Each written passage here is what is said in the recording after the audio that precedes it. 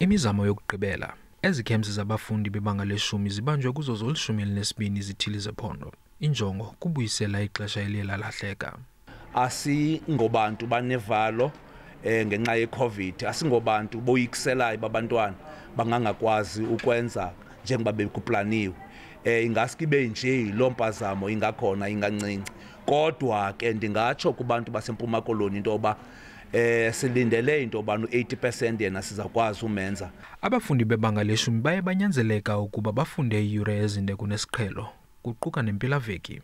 Ukubhala ngelwimi lenkobe kuzoncedisa. Izonceda kakhulu futhi umcimbi wobhala ngesiXhosa because isiXhosa benisenza uqala kwa grade 1 ukuzotsho ngokwa grade 1. Sonke siyalingana.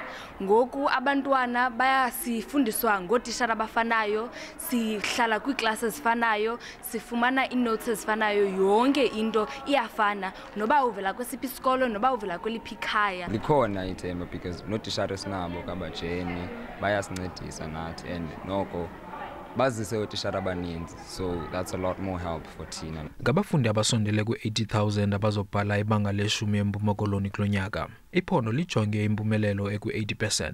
Kulenyanga uphelileyo lalingu-76.5%.